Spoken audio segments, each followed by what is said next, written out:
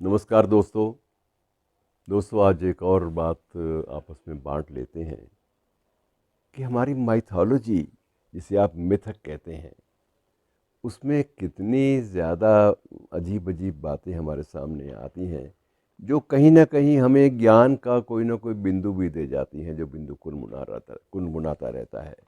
और ऐसी ही एक मैं बात आपसे बांटना चाहूँगा कि हमारे मिथकीय इतिहास में, हमारे मिथकों में कौन कौन से पात्र हैं जो अजर हैं, अमर हैं और वो जो बिल्कुल आज भी जीवित हैं। ये मान्यता है और इस मान्यता को आप नकारते रहिए, वो आपकी इच्छा है, क्योंकि धर्म और अध्यात्म के क्षेत्र में भी लोकतंत्र है। आप किसी भी चीज़ को भ्रम जाल कहकर खारिज भी कर सकते हैं और किसी भी चीज़ को सत्य मानकर उसको स्वीकार भी कर सकते हैं। लेकिन हमारे जो प्राचीन ग्रंथों में जिन चीज़ों का उल्लेख आता है, उनमें से एक ये भी है कि 7 ऐसे अंशावतार हैं जो अमर हैं। उनके बारे में ये कहा जाता है कि उनको अमरत्व का वरदान मिला हुआ है और वो हर युग में विद्यमान रहेंगे और अपनी जो दिव्य शक्तियां हैं उनका प्रयोग भी वो करेंगे। ये 7 कौन कौन हैं, इनके बारे में थोड़ा सा जान लीजिए। इसमें परशुराम हैं, भगवान परशुराम, जिनकी जयंती इन दिनों में मनाई जा रही है, अलग अलग अवधारणाओं के साथ, अलग अलग स्वरूप में। और फिर राजा बलि हैं, जो वैसे तो माना जाता था कि ये देवलोक से नहीं आए थे, ये असुर थे, लेकिन फिर भी इनकी जो महत्ता है राजा बलि की, दान वीरता के कारण वो इतनी ज़्यादा फैली हुई है उनकी ख्याति, उन्हें भी अमरत्व का वरदान दिया गया था ईश्वर के द्वारा। और इसी क्रम में आगे आते हैं विभीषण।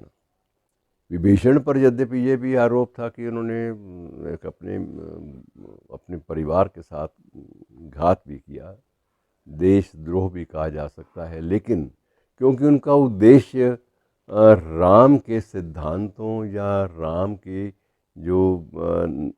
प्रति जो निष्ठा थी, उन जीवन मूल्यों को स्थापित करने के लिए उन्होंने पूरा का पूरा साम्राज्य त्याग दिया और लंका में रहते हुए भी, लंकाधीश के भाई होते हुए भी, उन्होंने ना तो राज सत्ता के साथ कोई संबंध रखा और ना ही उन्होंने अपने जीवन में जो राजसी सुख हैं उनको कभी भी अपनाया। तो उनकी श्रद्धा भाव, उनकी भक्ति, इसी से प्रसन्न होकर उनको भी ये वरदान मिला कि वो अमर रहेंगे। तो विभीषण भी उनमें शामिल हैं जो अमर हैं। और चौथा वरदान हनुमान जी के लिए है। ये माना जाता है कि हनुमान जी आज भी हैं उसी मूल स्वरूप में। उन्होंने अगाध भक्ति की थी, उन्हें वरदान दिया गया था स्वयं भगवान राम के द्वारा कि आप तो हनुमान जी यहीं रहेंगे, आपको कहीं नहीं जाना।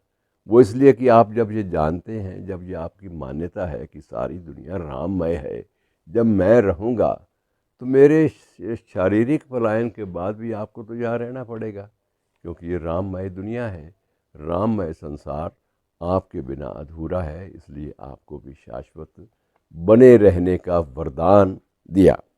इसी प्रकार से महर्षि वेद व्यास की एक बहुत बड़ी विशेषता थी मित्रों, जो कई बार चूक जाती है, कि एक ऐसे रचयिता जिन्होंने महाभारत जैसे ग्रंथ की रचना की कि स्वयं महाभारत के एक पात्र होते हुए उन्होंने सारा का सारा ग्रंथ रचा।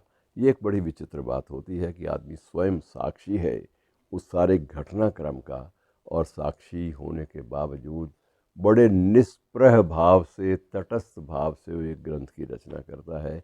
ये एक बहुत बड़ी बात होती है और उनको भी इतना महत्व दिया जाता है कि अब कहीं भी कोई कथा आरंभ होती है या कुछ भी ऐसी बात होती है, तो उस वक्त उस स्थान को व्यास गद्दी या व्यासपीठ कहा जाता है, अर्थात जहाँ बैठकर जो भी कहा वो स्वीकार्य हो गया। तो इसीलिए उनको भी ये वरदान मिला था कि आप भी अमर रहेंगे। और इसी प्रकार से कृपाचार्य विद्वान भी थे, सब कुछ थे, लेकिन असुरों के देव थे, ये बात भी सही है। कौरवों के भी गुरु थे, ये बात भी सही है, लेकिन इसके बावजूद उनके महत्व में कहीं कोई कमी नहीं आई। उन्होंने अपने दायित्व बोध का, अपनी जिम्मेदारियों का पूरा पूरा निर्वहन किया। इसी बात को लेकर उन्हें भी महत्व, उन्हें भी अमरत्व का वरदान मिला। और अंतिम है अश्वत्थामा। अश्वत्थामा को ये वरदान किसी उपलब्धि के कारण नहीं बल्कि शापग्रस्त होने के कारण मिला था। तो इस प्रकार से ये कुछ पात्र ऐसे हैं जो मान्यता के अनुसार, हिंदू ग्रंथों की मान्यता के अनुसार आज भी हमारे बीच में विद्यमान हैं। धन्यवाद।